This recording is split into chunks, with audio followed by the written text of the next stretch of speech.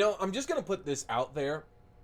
If there really was a killer video game that if you played it and you die in the game, like you die in real life, if that was a thing, then a lot of us would be fucking murked. Because I don't care how good at video games you are, even everybody who plays like serious first-person shooters like Call of Duty and Battlefield and all that knows that on average, you're probably gonna die like at least once every like couple of minutes or so.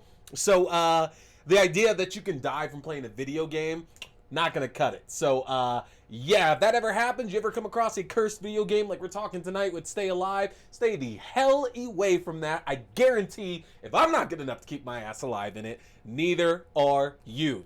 We've got Stay Alive and Firestarter tonight in T Watches a Scary Movie.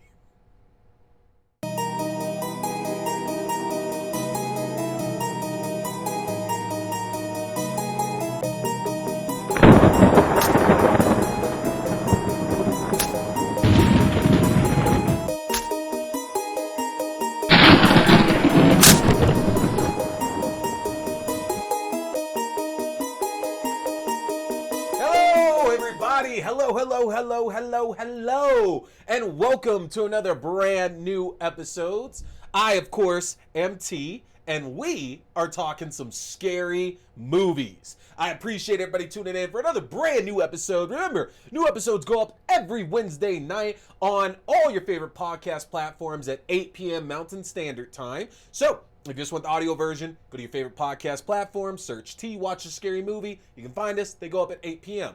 Then, if you want the video version, like if you're watching my handsome face here right now, that's my model looks for you. If you want to watch the video version, make sure you go to the YouTube page. That link is right over here. Or you can go to youtube.com/C/Theron Reynolds Scary Movie. Again, that's youtube.com/C/Theron Reynolds Scary Movie. Follow me on YouTube. It'll alert you whenever the new episodes are going up every Wednesday. Well, and any other new videos that I decided to put up. I'm trying to get more in the habit of doing like my quick do that. So hopefully later this summer I can get more and more of those out there for you. But also, take a look at our other channels as well, too. You can find me on Twitter. Just search AXDEW. That's AXDEW. You can follow me. I talk about horror movies and wrestling and shit like that all the time on my Twitter. It's a great time there. Not to mention, I'm a part of Jed Shepard's horror community. Jed Shepard, who is one of the co-writers of the Masterpiece host that was presented to Shudder just a couple of years ago, the Zoom horror movie, started this horror community up, and it's just been a great time talking with other horror fans about movies we love, we don't love, things coming up, all that great stuff. Get on Twitter, find me, I'll get you into it. Follow me on Instagram. Admittedly, I've not been so great on my Instagram the last few weeks. We'll get back to that, though. But that's Theron_Reynolds. You can find me there. And, of course, follow our Facebook group, which is facebook.com/groups/T Scary Movie. Again, facebook.com/group/T Scary Movie. That's our Facebook group to where we have great conversations in there. A lot of times I'll keep people up to date what I'm watching at the time as well, too. And not only that, we got some important posts in there as well. Number one, we're keeping track of the movies that we're going to watch for our all-nighter coming up in July. Yes, that's right. If you have not been paying attention, we have another all-nighter coming up here July 26th, if I'm correct, which is exactly 1 year to the date of us doing our original one last July. And if you've never heard of an all-nighter, well, what we do, at least in T Watch Scary Movie, is we get everybody in the Discord, we order pizza, make sure we got our junk food, our energy drinks, our sugar, all that good stuff, even alcohol, and we watch a bunch of scary movies in the Discord. Last year, we got through a hell of a bunch of them. We had such a good time. Yours truly tapped out at the very last movie. I made it to like 5 or 5:30 in the morning. Then I was fucking done at that point. And we did a second one in September for our good friend Natalie. It was her birthday, so we watched all of the Child's Play and Chucky movies, including the remake, and I managed to stay up for pretty much everything except for the remake at that point. That was a good time as well, too, so we're going to see if this year I can make all of them. We usually get started around like 6 p.m. or so, and we go till whenever the last movie finishes, which is usually around like 7:30 in the morning or so. So find that post in the Facebook group. You can find out what's leading the way right now. I believe it's still still scary stories to tell in the dark is going to be added to our lineup. Right now, we're looking at X, we're looking at The Black Phone, we got a few other ones in there. So it's going to be a really good time.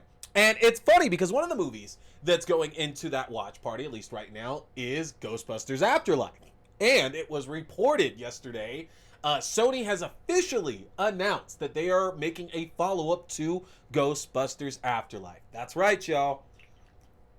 Now, if you didn't catch Ghostbusters Afterlife, we're still within the 10-year rule, so I'm going to try not to spoil it too much. You can catch my review in it. It was an episode last year. But I talked about how I really did enjoy Ghostbusters Afterlife. It was a great direct sequel to Ghostbusters 2.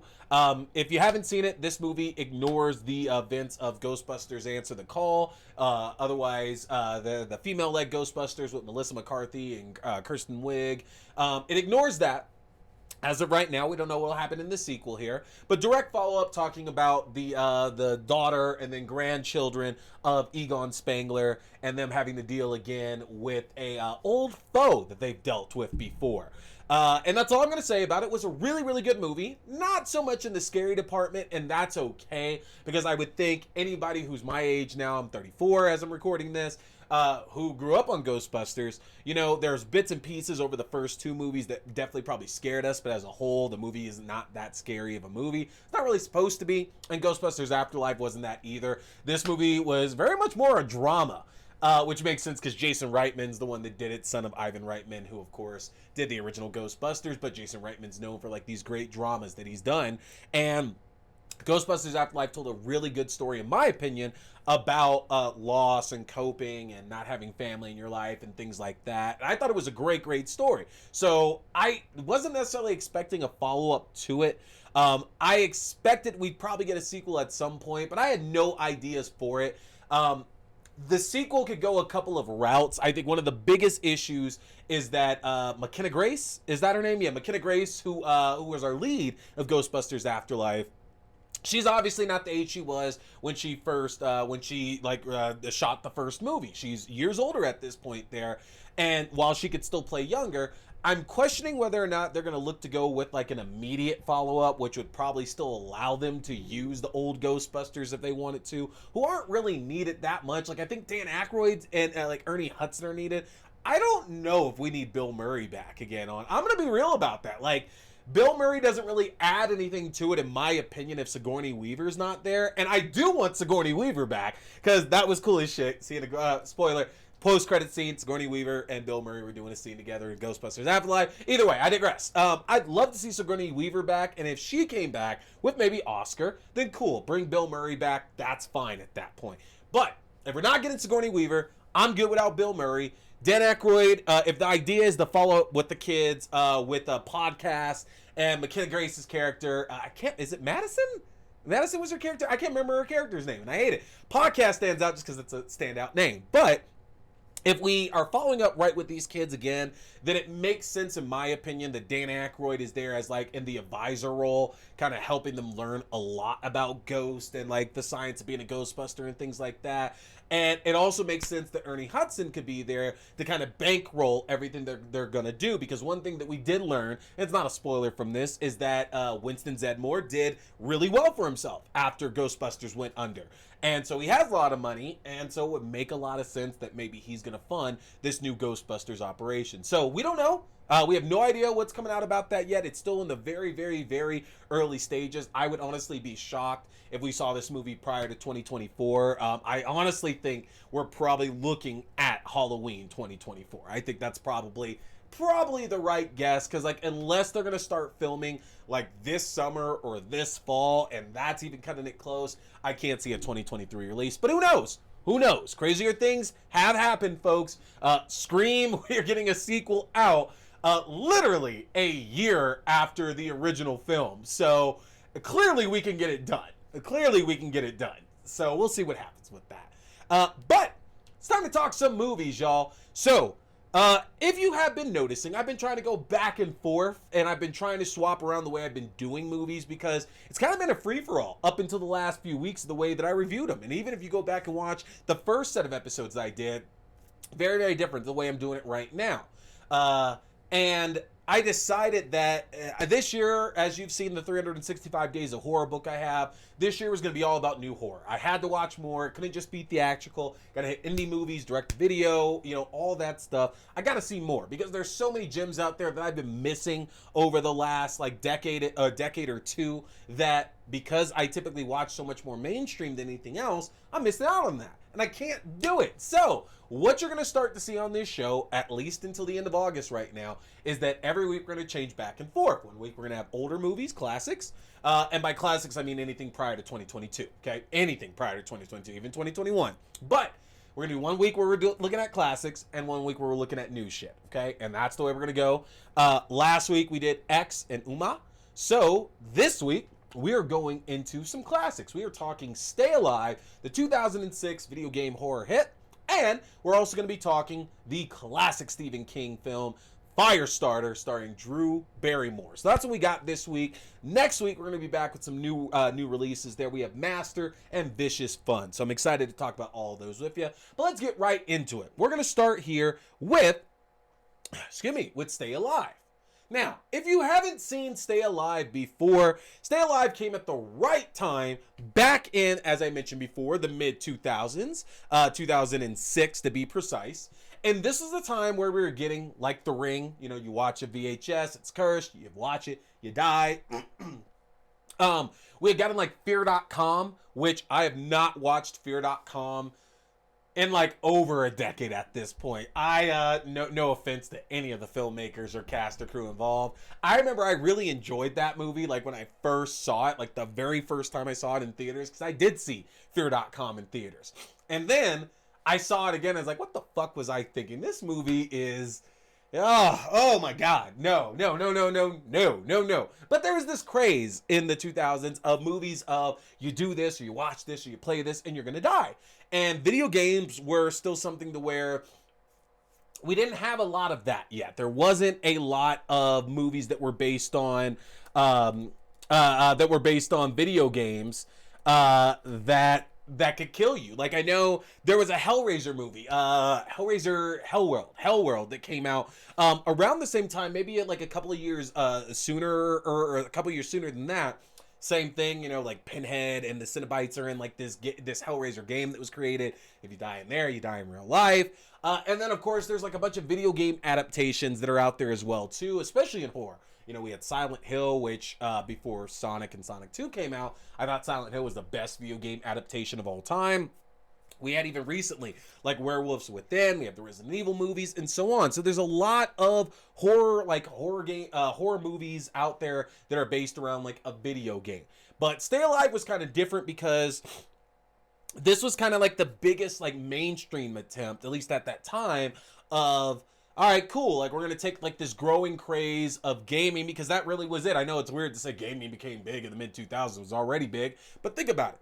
2000, early to mid 2000s is when we started getting online gaming, and that started being a big thing. Multiplayer with multiple people started being a much bigger thing at that as well too. So the timing of it was absolutely perfect.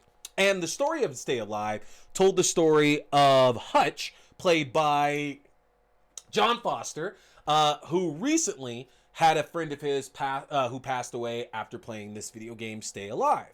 And when trying to remember his friend and honor him and everything, he gets some of his friend's old personal effects, including a copy of this game Stay Alive, and tells all his friends about it, who decide that in honor to his fallen friend Loomis, played by Milo Ventimiglia, by the way, who we talked about in Cursed before, that they're going to honor Hutch's friend Loomis by playing this game Stay Alive. And so they all get together, they all play the game, and one of this group, Abigail, played by Samara Armstrong, who you might know from Entourage, figures out and realizes that the group is supposed to say a seance before the game starts, and that's how we find out that all this evil kind of begins, is that anybody that plays the game, they're required to say the seance out loud, and that pretty much bonds them to the game, to where you're either going to die or you're going to beat the boss, and that's it. Now, I will say, right off the gate here, because y'all know me, and I don't say, I'm trying to get away from saying good and bad and things like that there, but what I will say is that this movie is, in my opinion, the movie that was actually made for like casual gamers, and that's a good thing. Like if you play even a few video games, you're not really into it, but just a few, this game should actually make a lot, or this movie will actually make a lot of sense to you. Like you look at the cast that's in it as well too: John Foster, Samara Armstrong, Sophia Bush, Jimmy Simpson, even Frankie Muniz. These are all guys and gals at that time that were still on the rise in Hollywood. Some of them were on their way out at that time as well too. But in 2006, that's the perfect cast right there. It's a good-looking cast. You know, everybody's attracted to everybody in that movie. So this really seems like it was meant to like appeal to like casual gamers, like more of the CW, WB crowd and everything as well too. And with that, like, because the game is featured a lot in it, but it's not featured in the same way something like, let's say, Ready Player One, to where I actually consider Ready Player One to be an animated film because at least half of that movie is set in the Oasis. It's set in the animated version. And in Stay Alive, I kind of feel that that's one of the things that slipped by the wayside, was that I get it. It's 2006. This game is not going to look spectacular. And it doesn't. By 2022, the game that they play just doesn't look great. I would still play the shit out of it because you're talking to a guy that still enjoys playing Left 4 Dead. But maybe that would be the reason why they didn't feature so much of the gameplay in the movie itself. But it was really interesting to watch. The idea that a bunch of people, a bunch of characters are getting together. They're investigating this crypt in Louisiana. They're trying to find the history and the secret behind this house, basically, and what's haunting the house. And we start to find out more and more that the creator of this game went a dark path to try to basically make it successful. And we find out that this story involves a old school horror legend that you might have heard of before, Elizabeth Bathory, who has been featured in a few other horror movies as well too. Matter of fact, Elizabeth Bathory was also featured in a horror movie that came out around the same time that y'all might remember, called Hostel 2. Hostel 2 came out a year after Stay Alive did, and I do remember that one of the more high-profile kills in that was that they had this character who was supposed to be like Elizabeth Bathory, like cutting open young women and bathing in their blood to keep young, and that was a big thing about it. And she's kind of the bad guy of Stay Alive as well too. So I thought that was a good touch, because rather than invent some demon, invent some monster or anything that they could have done and maybe would have been disappointed at the design, they took a figure that we all knew. I say all, I'm sorry. They took a figure that some of us are probably aware of and some of us are probably actually fearful of, and they managed to make this character scary, and they managed to make this character like the bad guy of a video game. And I think that's awesome, because I don't think you would ever think about putting those two together.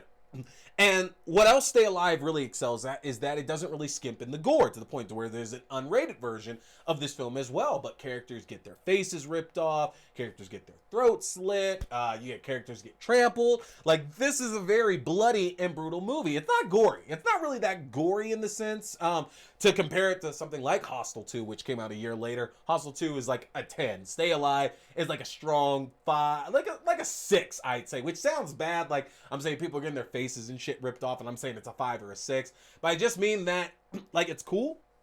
But I don't think anything in Stay Alive is going to gross anybody out, which for me, that works great, because, you know, these days, like, shit just grosses me out for whatever weird reason. But I enjoyed the kills in Stay Alive. I really did, because especially they get more and more emotional as we go on, because we start bonding with these characters. And sometimes in horror movies, one of the issues that we have with characters getting killed is that we don't get enough time with them. We don't connect to them enough. So when they die, it's like, whatever, fuck it. We don't care. And in this, I feel that the entire cast is so likable that when they do start to get dispatched, we do feel really bad about that. And the backstory of our lead character, you know, he was involved in an incident when he was younger that left him with some trauma, and that still shapes like his adult life. At the beginning of this film, he's already lost his best friend as well. He's starting to lose more and more people. So for what's just meant to be like this popcorn run-of-the-mill like horror flick, there's a lot of heart in it, I thought, as well too.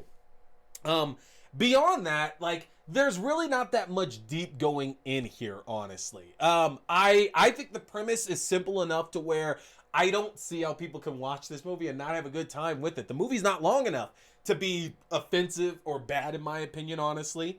And even with that, is it scary? There are some jump scares in it that work really well. And I will say that some of the scares are tied to nostalgia because I was these characters. Okay, I spent my teenage years and my 20s get all my friends together and playing a bunch of horror video games all together in a room. So this really does stand out to me, and the nostalgia when I first saw it helped to feed into a lot of those scares as well too. And these days I just watch it because it really just reminds me of a better time in my life, honestly. But there's a lot to really enjoy with it. Jimmy Simpson is hilarious in it. One of Frankie Muniz's last on-screen roles, which Frankie Muniz has always been good in everything he's done. Sophia Bush, who's fantastic on Chicago PD. Yeah, Chicago PD, and a lot of other things. I don't think she's on Chicago PD anymore, but she's great in everything, including One Tree Hill.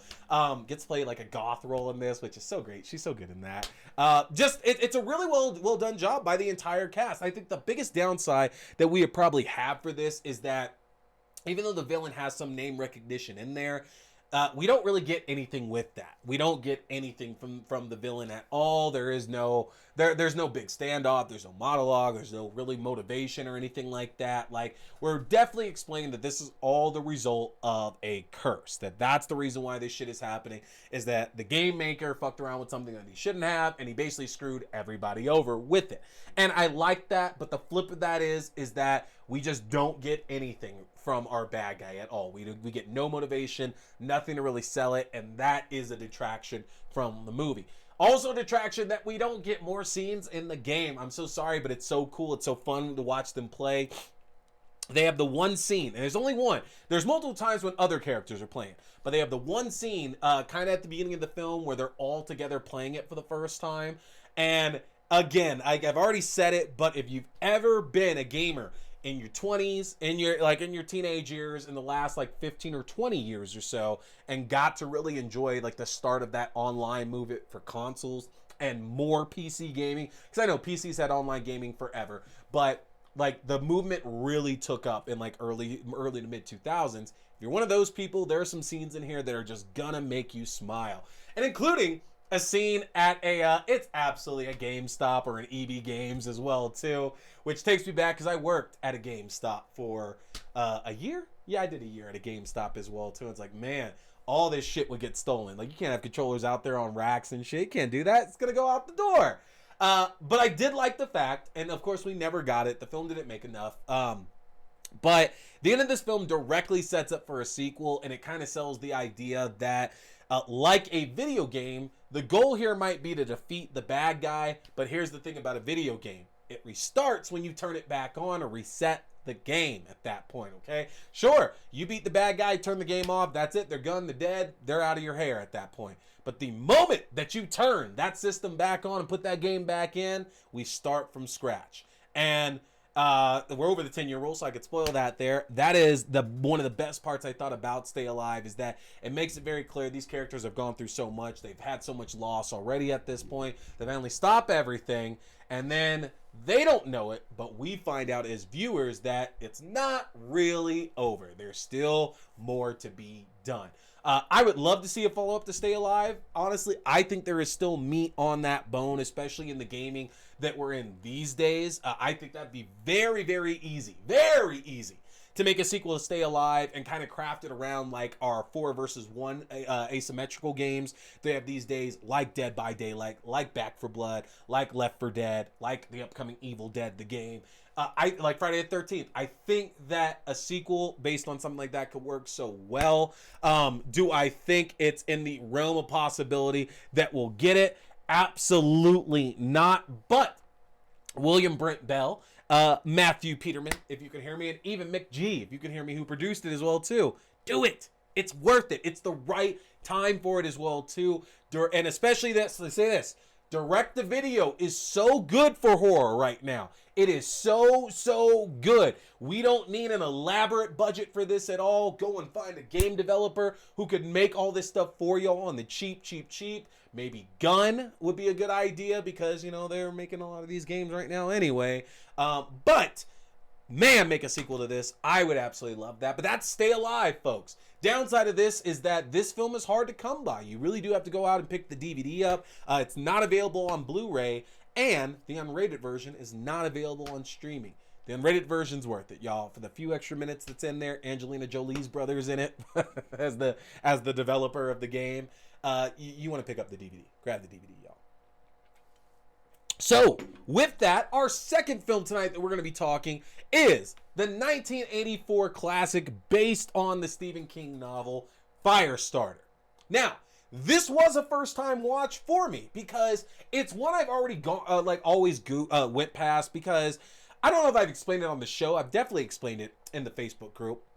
I have a love-hate relationship with Stephen King adaptations. I think Stephen King is a fantastic author. I really do. But I don't like reading every single one of his novels. There are only certain novels of his, certain stories of his that I have a genuine interest in. Like, to even go so far, and I'm going to catch shit for this here, I was not a fan, that's the wrong word to say. I didn't have interest in things like The Dark Tower until literally the Matthew McConaughey, Idris Elba movie came out a few years back. And you're talking to one of the only guys that enjoyed that movie, because people fucking hate that movie. I actually liked it. So I have a love and hate relationship with a lot of Stephen King films. Hate The Shining, but I love Maximum Overdrive. I hate Carrie, but you know what I do love? I love The Rage Carrie too. Like, it doesn't make any sense. Like, I love The Langoliers, but I hate Christine. Like, again, my mind is all over the place with Stephen King, but this is one I purposely never really watched because it didn't seem like a horror movie to me. Like, as a snobby child, like, I want monsters, I want, mass killers, I want, like, things like that in my movie. And especially when I had seen The Stand, and you got freaking Randall Flagg in there, or Salem's Lot, and you got Barlow and everything. Like, come on. Like, you're gonna give me a little kid who's a pyrokinetic, and that's supposed to get me? Come on. Well, joke's on me. Firestarter's a good movie. So, the story here is a simple one. Andy and Charlene, Charlie? Andrew and Charlie, played by David Keith and Drew Barrymore, are on the run from this government agency known as The Shop. Now, Andy was given these experimental drugs along with his wife Vicky back in college, to where it gave them all these powers. Andy became telekinetic, basically, kind of like Professor X. Vicky had the ability to read minds as well too, and Vicky was killed by The Shop, and Andy went on the run with their kid Charlie, who has the ability to start fires and control fires. And that's the story here, is Andy and Charlie on the run from The Shop, trying to evade them, and The Shop eventually capturing them and trying to turn them into weapons for their own purpose. That is the story. Does not get deeper than that. You want deeper? Read the book. Better story at that point. So, what can I say about this film to interest y'all about it? What I will say is that, like most of Drew Barrymore's young filmography, it's good. It's good, okay? Drew Barrymore did not make a lot of bad movies as a kid. She really didn't. She had a really good choice of movies. And this is another one. I think where our flip of it, though, is that there really isn't much in the horror aspect of this, okay? And that's where I want to caution everybody, is that if you are looking for your traditional kind of scary Stephen King story, this is not the one, at least the way it's presented in this movie. I think a lot of that might have to do with the fact that it is set mostly during the day, which it's not the only Stephen King adaptation to do that. There are a lot of Stephen King adaptations that are set during the day that still manage to be scary, but I don't know if this is one of them, honestly. It also doesn't help that our monster in this case is incredibly sympathetic. And I know that sounds like a bad sentence to say, but it kind of is. I mean, the fact that Charlie and Andy are so incredibly sympathetic here, I don't ever get the feeling that we're worried about Charlie, like, destroying the world. And I know that that's the idea. I'm pretty sure that was the point of Stephen King's story, is that we have to be afraid of Charlie, because if Charlie can't control her emotions and she can't control her powers, then she's going to freaking destroy everybody and everything, and we're all fucked at that point. I didn't get that from here. Matter of fact, I even said it on my Twitter when I was watching it, what kind of pissed me off about it, not pissed me off, I found it funny, but one of the lead doctors, as they start experimenting on Andy and Charlie at The Shop, one of the lead doctors, or the lead doctor, basically tells everybody, he's like, Yeah, so we can't let her get back to her father, because if she gets back to her father, he will tell her to kill us all. Like, literally kill all of us, and that can't happen. And the thing is that that's not scary, because y'all are the bad guys. So if she kills all of you, she is justified based on what y'all have been doing to her and her father and her mother in this movie. We're not scared of her, and that's a big problem with it, is that, sure, we all empathize with Charlie and Andy. We absolutely do.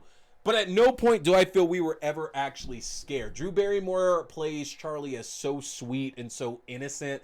And the fact that she's so remorseful and so regretful at any time that she uses her powers up until the end of the film, it just doesn't work out like that. And so we're left, the only thing we can really be afraid of, the only thing we can really be scared of here is, what's it called? George C. Scott, who you might remember from The Exorcist 3. Oh, so fucking good. George C. Scott plays John Rainbird, who is kind of like our main adversary in this movie. He's the one that's hunting down Andy and Charlie, and who basically threatens to kill both of them. Like, he's gonna, like, freaking chop Charlie across the bridge of her nose and send, like, bone fragments up into her brain. He literally says it. Like, that's legitimately a fucking line that he drops out there. Like, John is terrifying when he's being real about who he is. But that's about it. And even then, in a horror movie, and I don't want to take points away from it, but how scared are we from, like, an assassin with a gun? Like, are we that afraid of an assassin with a gun? Like, if he didn't have the gun and he was just using, like, his body and shit like that, sure, but just a gun, like, I don't know if we as the audience are that fearful of it. And at the time, sure, I'd love to know if anybody was actually, like, terrified of this movie, because it is good. It's actually a good movie. It's just not scary at all. Not in the least bit. And there is a lot of deaths. Charlie makes good on what that doctor said and kills every single person at that shop after everything is said and done. And she does it in spectacular, fiery fashion. And I like the effects throughout the movie, showing how Charlie's powers work, showing how Andy's powers work as well, too. I love it. I love the fact that we get to see that clearly it's more of a strain on Andy, which might mean that their powers have a lot more to do with age than they think.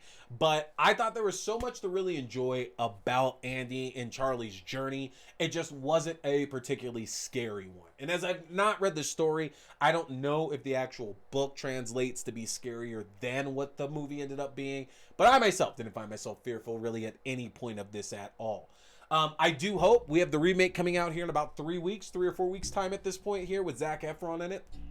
I get the feeling they will be able to push the horror a little bit more in this one than they were in the remake, but I don't know. I don't know if this concept really works well as a scary movie. It works great as sci-fi, action, suspense, but I don't know if horror is really where we want to see this here. But who knows? Who knows? Tell me what you thought. If you read the story, I'm curious for you to tell me your opinion of the actual book itself as well, too. Let me know in the comment section about that, all right? Well, that is going to do it for me tonight, folks. We've had a chance to talk 2 good movies. Make sure you check both of those out. And I want to make sure that you are back next week where we're on our new week. We're going to be talking Master and Vicious Fun. So if you want to see some movies about serial killers and witches, this is the week to come back and check it all out, y'all. And again, please, please, please don't be afraid to check out my other links over here. See what we got going on in the Facebook group, including the ability to watch Stay Alive and Firestarter with us tonight in our Discord. So, you want to find out how? Either go to the link there for the Discord or go to the Facebook page. We'll get you set up to join up with us there. But that's going to do it for me. Folks, I'm T. We've been talking scary movies. Stay scared.